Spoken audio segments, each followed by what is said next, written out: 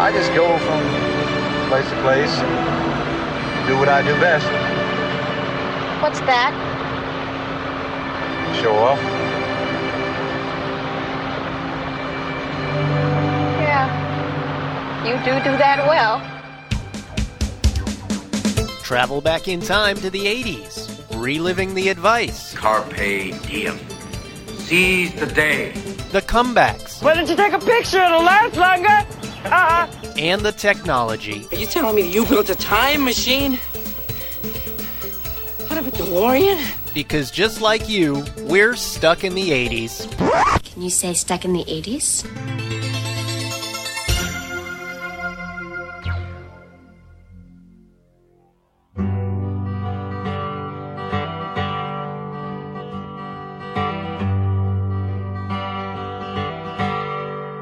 Call you the bandit, an outlaw untamed, shackled only by freedom. You wear no man's chain. Some say they despise you. Well, maybe they do. Deep down inside them, I bet they wish they were you. Hey, welcome to Stuck in the 80s. It's your host, Steve Spears. And Brad in L.A. And today we tip our cowboy hats to the Bandit. It's our tribute show to the late Burt Reynolds. Because if I had enough time, I would take those rosary bleeds and stuff them up your nose. These bleeds? Those bleeds there. You gonna take these and shove them up? I'd take these bleeds here. What? These bleeds, these rosary bleeds. Stuck in the 80s is a member. Stuck in the 80s is a member of the CLNS Podcast Network. You can find our podcast on iTunes, Google Play, Stitcher, and the CLNS Media mobile app. And don't forget to listen to our podcast at the CLNS Media website. You can find it at clnsmedia.com. And as always, if you love our show, share the links on social media, and don't forget to like our page on Facebook and follow us on Twitter. Steve joining us today. It's a man with only one name, just Drew. I mean, technically it's two names, but I couldn't come up with anything cute, so that's why I was like, it's just Drew. So here I am. Well, hi, guys. Hey. It's funny, as we started this show, to pull back the curtains a little bit, you know, we're going to try to have a memorial show. We've done our fair share of these Stuck in the 80s over the years. This is one of the few. Unfortunately. This is one of the few ones where it got started off by us kind of laughing and quoting Burt Reynolds lines and not being able to read our lines seriously, because we just, I celebrate the guy through his laughs. As sad as we were to hear him passing, when you talk about him, it's impossible to talk about him without quoting his best comic lines and stuff like that. And so I hope this will be a lighthearted podcast and tribute to a man whose career really didn't span one particular decade. I mean, he had more comebacks in him than, you know, Green Bay Packers in a Super Bowl game. Well, it's funny you said that about his laugh, because that's one of the things I always loved about him was that tremendous laugh.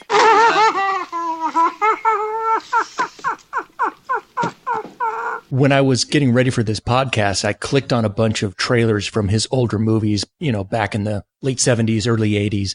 And almost every one of those trailers had that trademark laugh of his, which was just the best. And I think that he also said at one point, you know, I may not be the best actor, but nobody's had more fun than me. Yes. Burt Reynolds, the legendary actor whose career did in fact span decades, died on September 6th at age 82. Reports said that Reynolds, who had struggled in recent years with health problems, suffered a heart attack and died with his family around him. His remains have been cremated. This week, his niece, Nancy Lee Hess, released a statement which reads in part, "My uncle was not just a movie icon. He was a generous, passionate, sensitive man who was dedicated to his family, friends, fans, and acting students. So many people have already contacted me to tell me how they benefited professionally and personally from my uncle's kindness. I just want to thank all of his amazing fans who have supported and cheered him on through all the hills and valleys of his life and career." Nice statement, and I think it sums it up real shortly what we'll end up spending the next half an hour talking about. Yeah. He's always been known as a very loyal person. And the problem was I don't know if it was drugs or alcohol or what it was that kind of got a hold of him for a while, but he ended up having some problems in the late 80s, early 90s, with that stuff and some personal demons. And it kind of messed up some of those relationships. And he later went on to say, he especially when he was doing some TV shows in the 90s, he was kind of really messed up. And he just wanted to tell a lot of people, he says, I'm really sorry for what happened to me back then. It was wrong of the way I treated some people. And he did have a lot of that loyalty early on, that a lot of friends, when he did go down that path, when he asked for their forgiveness, they were happy to give it to him. They knew that wasn't him in the end. It was other stuff. Right. What was the first time you were aware of Burt Reynolds? Like, what's your opening moment for him, Brad? Gosh, I mean, pop culture was kind of soaking in him in the late 70s when we were in junior high and coming into high school. I mean, he was omnipresent. But I mean, I think the first, when I think Burt Reynolds, I immediately think Cannonball Run. This is the story of an average guy and a beautiful girl. Hi. Don't tell me your name. I'll just call you Beauty. You must be a sensitive person. I bet you're a fan of Rod McEwen's. I try to be. And his best friend. I am Captain Chaos. Been a cop long? And a family doctor. Holy sh! Come on right here. And how they all set out one day in an ambulance from New York to California at 150 miles per hour. I know that's not his first movie, but that's the one I'm most familiar with. It was on, HBO or something. It was one of those movies that was on every day, and my friends and I probably watched it every day. And I can quote that movie front to back. Drew, what about you? What was your first memory of Burt Reynolds? Well, I'd have to say it's Smokey and the Bandit. Yeah. The first one. Now get to Texarkana and back in 28 hours. That's no problem. It ain't never been done before, hot shit. Watch your language, little lady. The problem is that Coors beer, you take that east of Texas, and that's bootlegging. I believe you're just a little bit scared. That's great psychology. Why don't you just say something bad about my mother? Shortly after Burt did Smokey and the Bandit, the first one, he was a client of my father's. My dad was a financial planner. And wait, what? Yeah, he was my dad. This is kind of funny because it's because of this podcast I found out that my father is a damn dirty liar. And while I got you on the phone, Drew, that's not actually your mother. Yeah, no, what it was is when I was a kid, and I bragged about this for years, that he was my dad's client. And my dad went back to, at one point, to Burt's ranch in Jupiter, Florida. Now, he was born in Michigan, Burt was, but he came to Florida. I believe he played football at FSU, and he ended up spending a lot of his time in Jupiter, Florida. And he had this big ranch there. And so my dad got to go back and spend a week at Burt's ranch. And Burt also had this like dinner theater and this whole thing. And my dad told me all these stories about spending time with Burt. Well, he didn't spend time with Burt Jr. that we all know and love. He spent time on the ranch with Burt Sr. And so technically he didn't lie to me, but he lied to me because I've been telling everybody, oh yeah, my dad spent a week with Burt, not the Burt. So yeah, it's kind of funny. That's when you guys approached me and said you wanted to do this podcast. I called my dad and I was like, so tell me about that. And that's when the truth came out that my dad's a damn dirty liar. So wait, let me make sure I'm understanding this correctly. So your dad worked with Burt's dad. Well, he worked with the business manager and technically Burt Jr. Everybody on the ranch called him Buddy because Burt was Burt Sr. Oh, okay. So my dad went back. Wait a minute. So I'm confused. So Burt Sr. is Burt Reynolds that we know. No. Okay. Burt Sr. is Burt Reynolds' dad. Burt Reynolds' dad. The Burt Reynolds we know is Burt Jr. Okay. And everybody called Burt Jr., they called him Buddy on the ranch because his dad was still alive and was around. Wow. So he was Burt. So my dad technically did spend that time with Burt Reynolds, just not the one. Yeah, there's and my dad said one of the things that always stood out to him was that at one point when they were talking about the ranch and they were talking about changing some things around, my dad pointed out that if you change this plan, all the guys who work on the ranch, they're going to be kicked off. They're not going to be covered. It was some pension 401k. I'm not exactly sure which was. Yeah. And so the business manager went and talked to Burt Jr., the Burt, and Burt Jr. came back and said, no, don't change the plan. I want these guys taken care of. And my dad said that in all the 40 plus years that he was doing financial planning, it was the only time an employer ever chose his employees over profits. Wow. And so that always stuck out in my dad's head. Yeah, that's nice. You bring up a good point, which is that a side point here, aside from me trying to comprehend Buddy, Burt Jr. and Burt Sr. Scribbling this down on a piece of paper in front of me. The Florida angle for Burt is kind of what makes him special to me. He is considered like so many famous Floridians. He's not a native Floridian. So many of the great Floridians that there are, and there are so many of them. I'd like to visit that museum sometime. Yeah, I have it. It's in my closet. Yeah, it's like he's from. I think he was born in Michigan. He did play football at FSU, which is the rival to my school. And so to some degree, when I was in school in the mid 80s, which is when Burt's career was really in the tank, we derided FSU for that connection. We just thought, that you're the school that Burt Reynolds went to. I mean, it's all your fault. And he was for a long time, I don't know how long, but for a very long time, was a very active booster. And I remember he bought them uniforms for the football team, the all black uniforms that were so trendy for a while, which I always hated. That's Burt Reynolds, stuff like that. There's a Burt Reynolds chair in the theater department, stuff like that. And we would just, as Gators, we would just be like, oh, how pathetic it is that you have Burt Reynolds as an alumni, stuff like that. I feel bad for that now. That's only funny. Slightly, but still, nonetheless. He did live the rest of his life or most of his adult life or later adult life. You can pick which one of those phrases works best for you. In Jupiter, Florida, which if you're not familiar with the geography of Florida, and why would you be? It's north of Miami on the East Coast. It's like north of Fort Lauderdale. It's a nice little burg. It has a small town feel to it, but still, very Floridian, very, kind of deep South / Floridian / big money, small town. Have I used enough? Have I covered pretty much everything it could possibly be? I feel like you've really given us a color. Right. It's pink mainly. I'm painting a picture. The picture is completely muddled, but nonetheless, that's my one angle for him. And I think Burt had a dinner theater there. He did. The other angle in Florida that's kind of infamous, he had a restaurant in Tampa.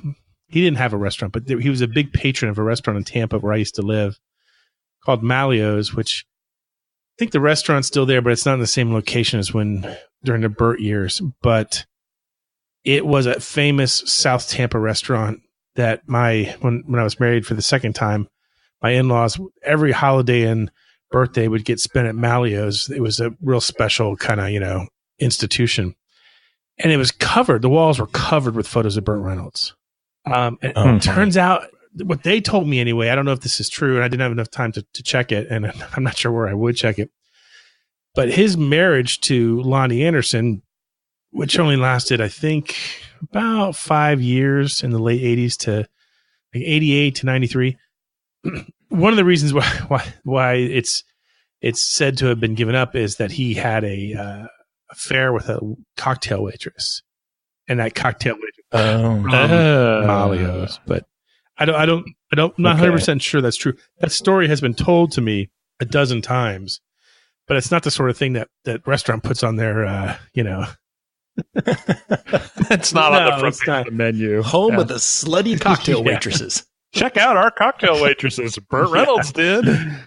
So it's good enough for Burt. Probably. And I don't know if you guys remember this also from the mid 80s when the USFL, the United States Football League, was around. Yeah. Oh, sure. He was a part owner of the Tampa franchise, which was known as the Bandits. That's right. Yeah, we had the LA Express. Yeah. Yeah, and there was always that one guy who had the LA Express shirt on at school. It's like, yep, they're so much better than the Rams. You don't even know. And I'm like, I don't even care, dude. We had season tickets. My dad and I. Of course you did, Steve. Well, but it was ridiculous though. It was ridiculous because it was summer football, which in Florida is never a good idea. But I've been told you should not go outside. Yeah, you should not go outside in the summer. Many weekend afternoons were spent getting sunburned at Tampa Stadium, watching the Bandits, and where Steve Spurrier coached, and Jerry Reed, Burt's old friend, wrote the fight song for the Bandits called "Bandit Ball." Oh, that's funny. That's funny. I mean, talk a little bit about him and Jerry Reed in Smoking the Bandit. I think probably half of the country watched Smoking the Bandit this weekend. Everybody who has Amazon Prime realized they could stream it for free. So I can't remember the last time I saw that all the way through. But I can. I have the DVD. Okay, well, there you go. I love that movie. I haven't seen it in a long time, and I'm like, this is just one big car chase, and it's fantastic. It's great. I mean, it doesn't try and be anything more than that. It's like, I picked up a girl. She's in a wedding dress. I'm not going to ask a whole lot of questions. I'm just going to give her a nickname, and then we're going to drive to where we're going. It wasn't a nickname. How dare you? It was a handle. I'm sorry, it was a handle. Jeez. Because he'd like to jump her. Yeah. Really? There's so many got great legs. That's what he says. Because you got great legs, you hop around a lot, and I want to jump you. See, there were so many jokes I didn't get when I saw it the first time. Because we were, 11 years old? Yeah. Yeah. And my mom dragged me to see it 3 times. Because back in those days, my dad was an air conditioning repairman. He was like a refrigeration expert. And he primarily worked for movie theaters. So any movie theater he worked for, we pretty much could get into for free. So when Smokey and the Bandit, Spokey is in the Bandit is the porn version. When the movie was out, Pokey and the Bandit, she loved it, and so we went and saw it probably like twice a week for a month. So to me, like, oh, Mrs. Spears, you're back again with your young offspring. Right this way. Did you like your free popcorn? Yes. He still doesn't know what jump you means, does he? Nope. But but to me, that's one of the things about Burt Reynolds. To me, was always like my parents' actor. Like funny. It took a while for me to adjust to him and get my own relationship with him, for lack of a weirder way of saying that. It wasn't through Smoking the Bandit. It was when I was in college, and my fraternity brothers were like, we got to watch this. I'm like, what is it? It's a movie from 1974. It's called The Longest Yard. He's trying to escape. Bullshit. Officer! Crew! I'm talking to you! Crew! He's trying to escape. Here, shoot him. Crew! You gonna let him get away? Shoot him! Crew! Shoot him, you... Crew! Shoot him! Crew! Kill him! Kill that son of a bitch! Shoot him!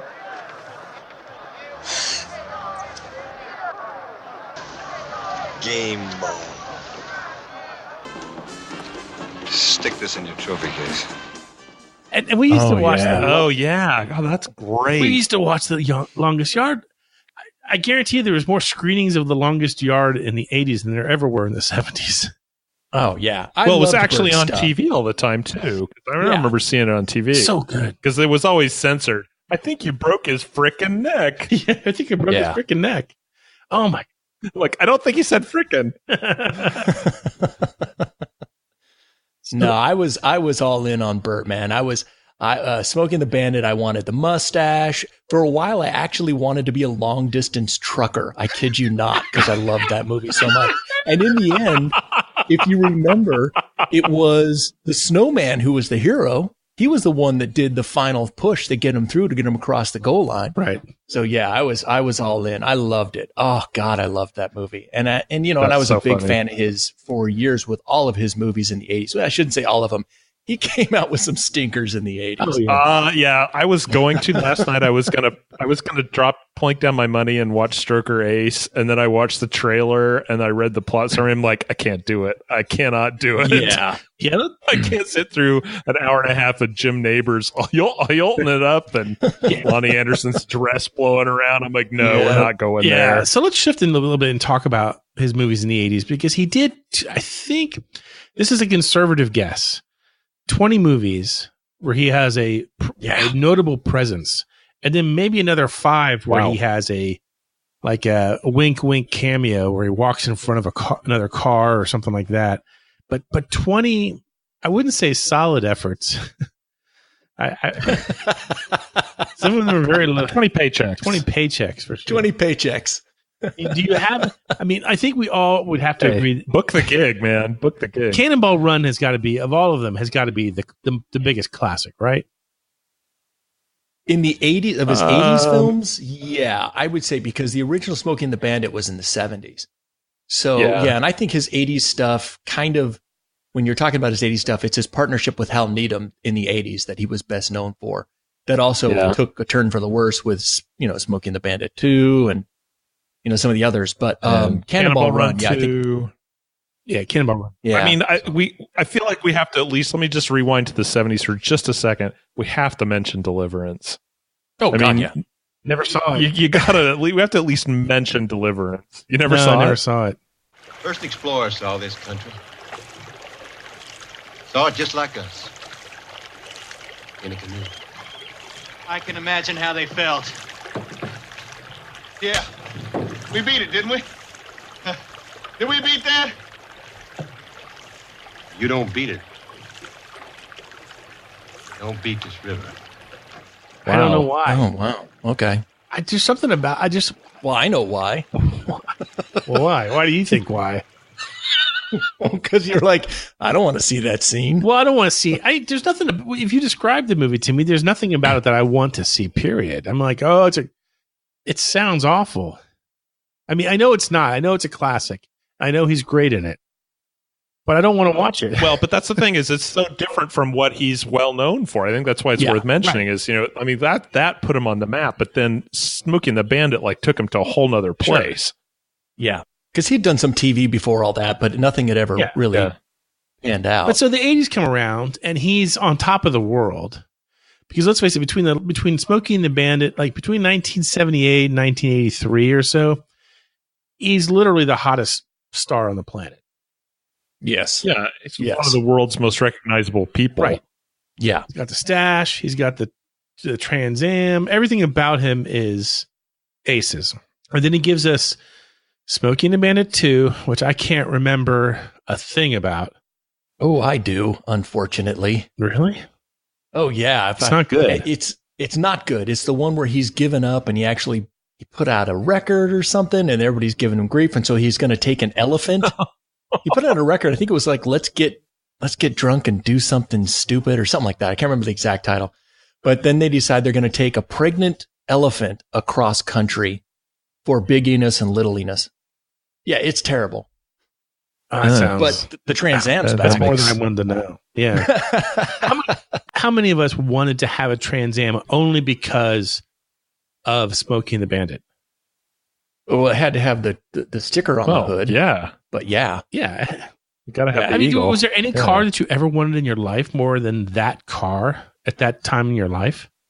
Ooh, that's a good question. Maybe not Brad, because Brad's kind of weird about cars. So we're going to ignore Brad's reply.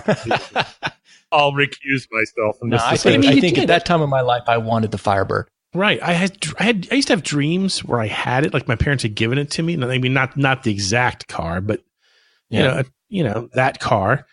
And the dreams were so vivid that when I would wake up in the morning, I would race to the window to look out in the driveway and see it, and it wasn't there. And to this day, I still have that dream about once a year that I'm 15 years old, and my parents just told me I got, the Smokey and the Bandit car, and I raced to the window to see it.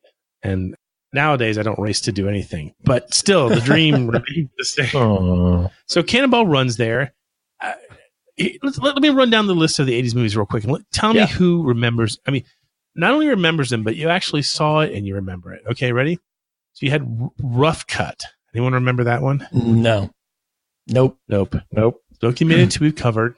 Cannonball Run we've covered. Paternity. No. I was too young for that. That came out in like 81 or something. And I guarantee my mom saw it 3 times. I guarantee it. Yeah. Did not bring me along for that one. Probably. Sharky's Machine. Nope. I never saw it, but I always remember the trailer. Nobody leans on Sharky's Machine. I don't even know what that is, but okay. Here comes the next one. This is a big one.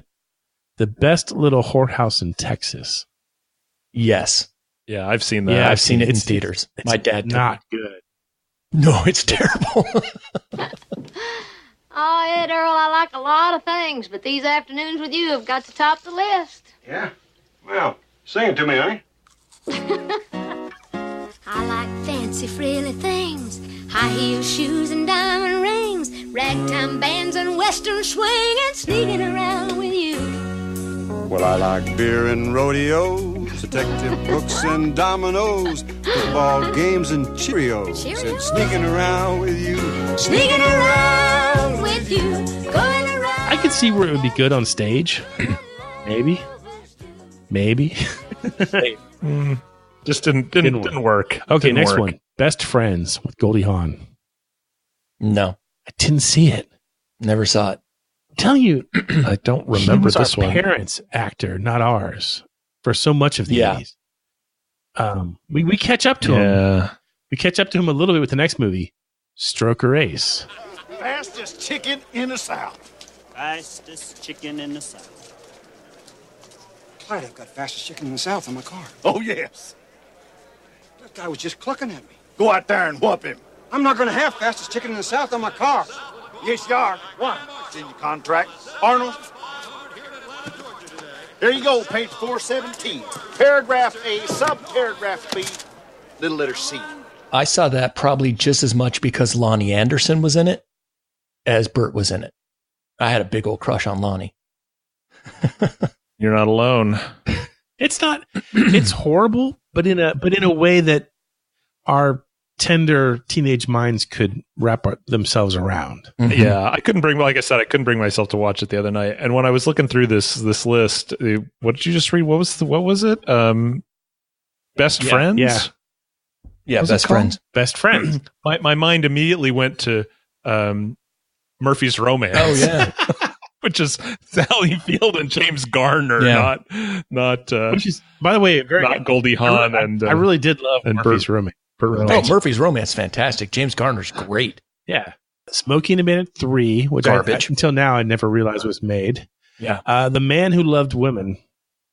Nope. You'd think that I would have watched something with a title like this, but it escapes me somehow. Cannonball Run 2, which we all admit is a piece of shit. Yes, right? But I saw it in theaters. We actually have had at least one reader or one listener has written in and said that that is their favorite. Oh, what? Movie. I think it might be Dave Dirt. I think Dave Dirt prefers that to the original. Well, there's always that. Dave Dirt? Missouri. I don't know what's hot there in the summer. All they have to root for is the Cardinals, which apparently he's at every one of their games because that's all I ever see on Facebook is photos of Dave Dirt at Cardinals games. Yep. It's part of the carefully curated online presence. Yeah, he's crafting an image for sure. Stick? Am I reading that right, or am I just drinking too much? Nope, Stick. But you skipped City Heat, which was Clint and Burt in a buddy comedy, which I saw in theaters as well. Oh, okay. Oh my gosh, how was that? It's not good. It's Clint plays the hard-boiled cop who's got the one-punch knockout, and Burt is the private detective who's kind of along for.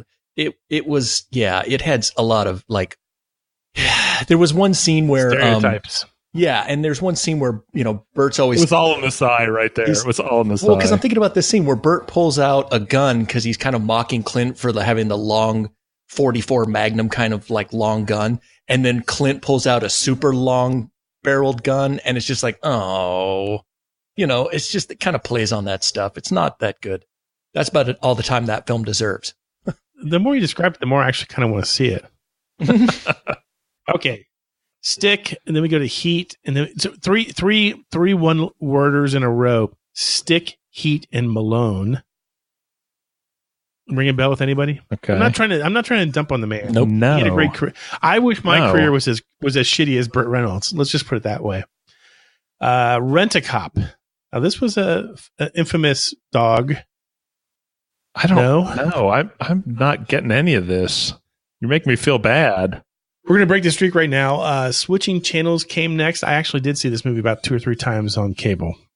Christopher Reeve, Kathleen Turner. Yeah. HBO special. Yeah, I've seen that one too. Okay. Oh, yeah. So is that what it was, or was that just how good it was? Yeah. Well, no, it was on HBO all the time. And, when you're whatever, 15, 16, you had nothing but time. Well, it was a little later, a little older. Yeah. So, of course I'll watch this stupid movie for the 834th time. Why not? Yeah. And then he finishes up with Physical Evidence, Breaking In. And then he plays the voice of Charlie B. Barkin in All Dogs Go to Heaven. Of course he did.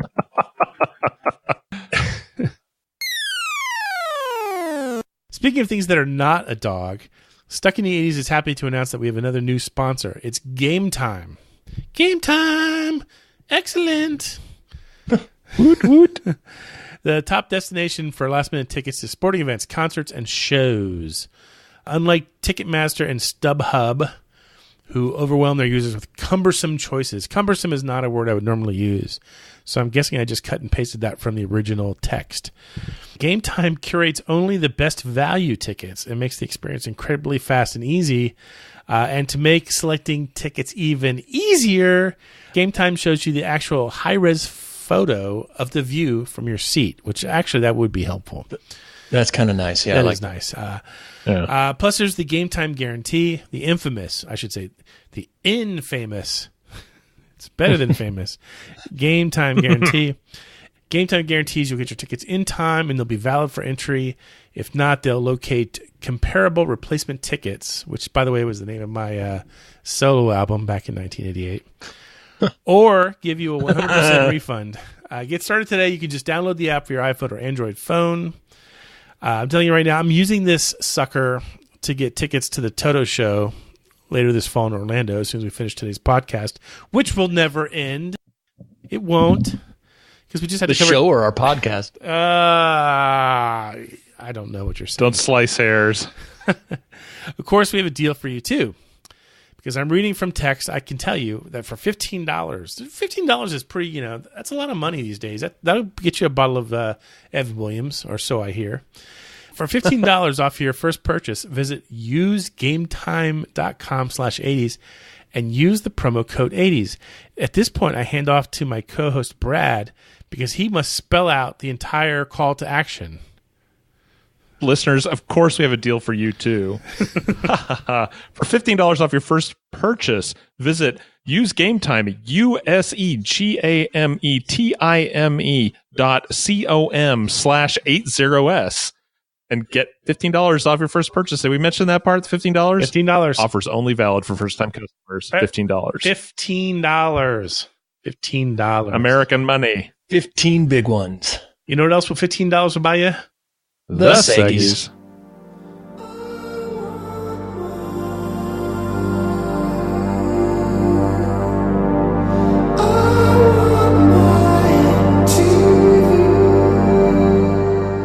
Hey, before we dive into I Want My Mystery TV theme song, let's talk about Burt post-80s for a second. There's a couple high water marks.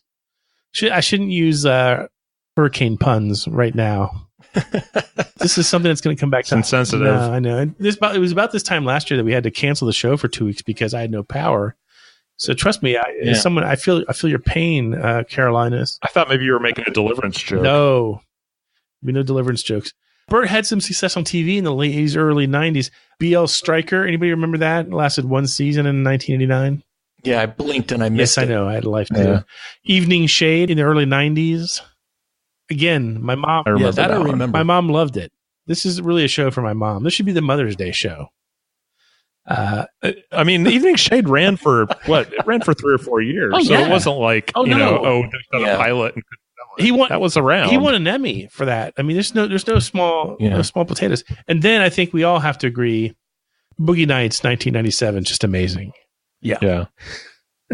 Playing the longtime director of porn movies and now trying to struggle with how the industry is changing. Yeah, he was fantastic. Amazing. He was nominated for an Oscar for a supporting actor.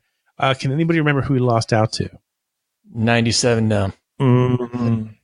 Yeah, no, I don't remember. Robin Williams for Good Will Hunting. Oh, wow. Oh, Nice. Good Will Hunting. Sure. That's, you know what's Yeah, that's fair. That's fair. Is, yeah. You could make a long list of amazing actors who lost out on the Oscar they really should have earned because somebody just pulled something out of their you know? Yeah.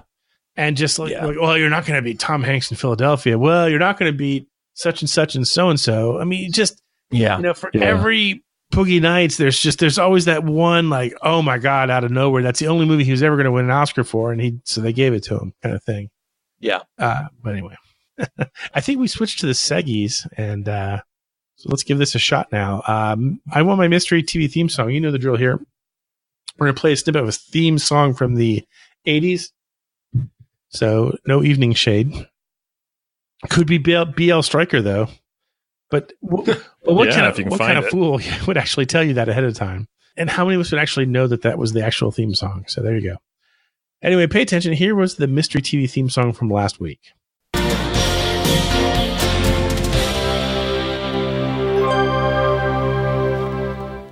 That's Growing Pains. Show me that smile again. Don't waste another minute on your crying. We're nowhere near the end. The best is ready to begin. Oh, as long as we got each other, we got the world spinning right. Never watched that show. I saw it a few times. Was Alan Thicke on there? Yes. Yeah, that's the Alan Thicke as the dad. Okay. Because my high school one time, to make money, when Alan Thicke had a TV show, they would pay people to come and sit in the audience. Yeah. And my like elementary school. Yeah. And they brought us down to be like seat fillers in the audience, all these like middle school kids. It was the dumbest thing, but my school was so broke. Like, we don't know who any of these people are. No. Yeah. When the applause light goes on, you all clap. Yep. Brad, read the winners. Some of the winners. Winners this week include Tim from Toadsuck, Joseph Perdue, Chris B. Critter, Brock in North Dakota, Ellen Titus, Tom Korn in Austria, Jazz Melmer, David Sensei in Tokyo, Marie Mueller, Rock the Good Ag, Jesse El Gato Grande Smith, Dave Dirt, Brian in San Francisco, and DJ in Clinton. We haven't heard from Rock the Good Ag in a while. That's kind of nice to see his name there. Yeah. Nice. Okay, time to spin the wheel and find out who won the bottle opener. Drew, do you want to spin it this week? Yeah, I'm feeling super strong today, guys. I'm going to give it a good spin. Here we go. Yeah. Wow. What was that? Saucy. You rocked the Good Ag. Let's see. It's going to land on Dave Dirt. Well, that seems nice of us since we just disparaged your entire hometown and your online presence. No. And your favorite baseball team. I like the Cardinals. I got no problem with the Cardinals. They used to train in St. Petersburg. Dave, I'm sure we have your snail mail. I'm not allowed to say that anymore. The postal service. Your mailing address. Send us a mailing address. Send us your postal. By the way, I check my mail, my postal mail once a week at most. Just saying. Do you have a locking mailbox? Yeah. I live in like a townhome community. They're all like, if I left my mail in the mailbox for a week, it'd all be gone. They're welcome to it. There's nothing in there. Send us your postal address. And I'm not making fun of postal people. The guy who delivers us our mail is amazing. And we get our mail at 9 a.m. So what can I... Jeez, Steve, it's okay. You can quit with the guilt. You're okay. I'm having a kind of a rough day here, okay? Yeah, it's just switch to Sanka, so have a heart. I don't know where my friends are anymore. You guys are all getting together. It's a little boy like you doing with big boy smut like this. You guys are all getting together this weekend in L.A., right? Not Spearsy. Yes. Not invited. Yeah. You declare that is a lie. That is a lie. You were invited? I get no time off from work. I get no paid time off where I work right now. So I reserved the little girl's room for you. Yes. Great, I need those kind of nightmares. Anyway, we were going somewhere with this show. Let me see if I can steer it back on track.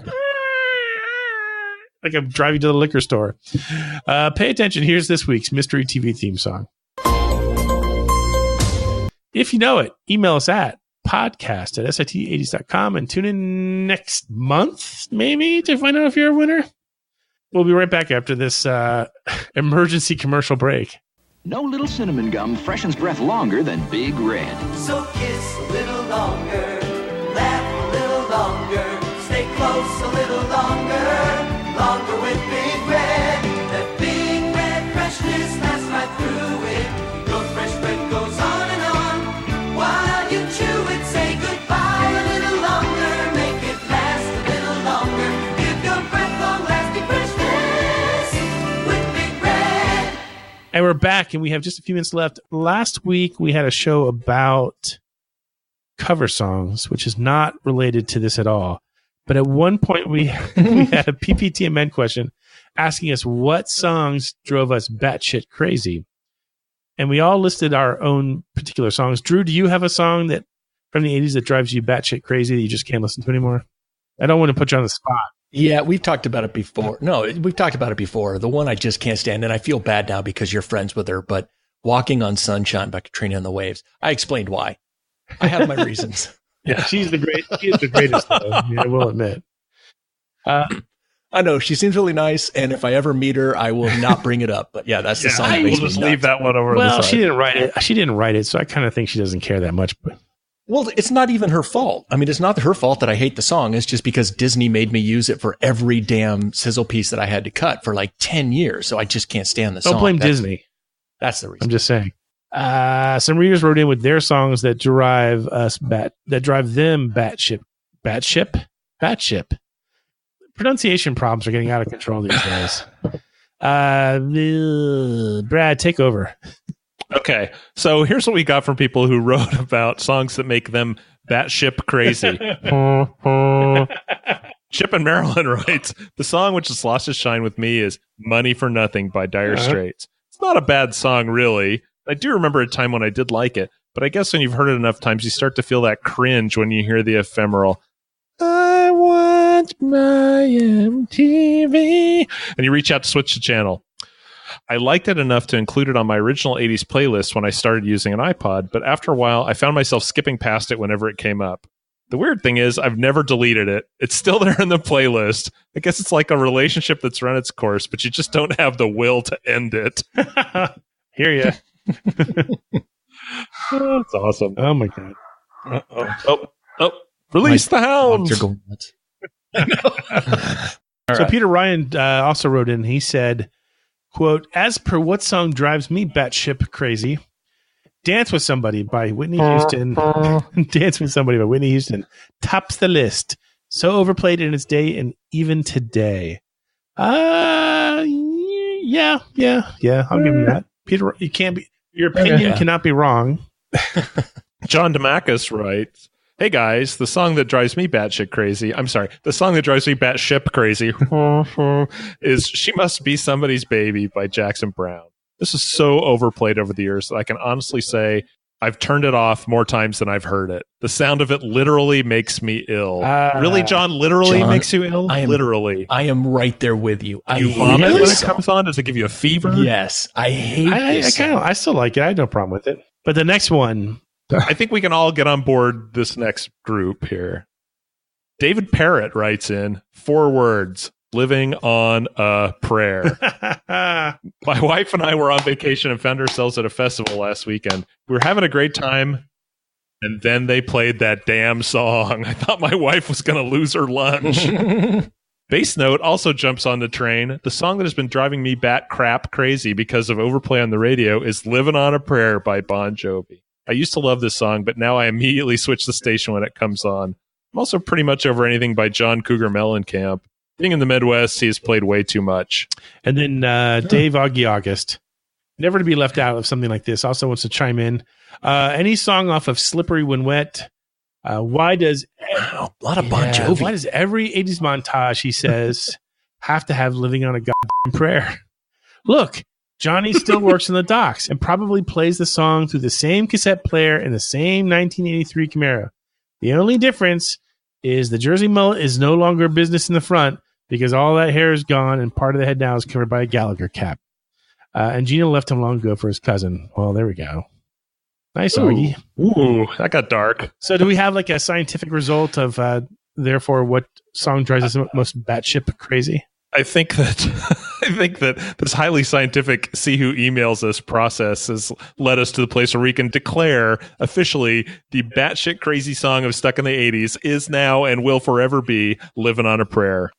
It's nice when we can use 4 or 5 emails to dictate the opinion of the entire Stuck in the 80s nation.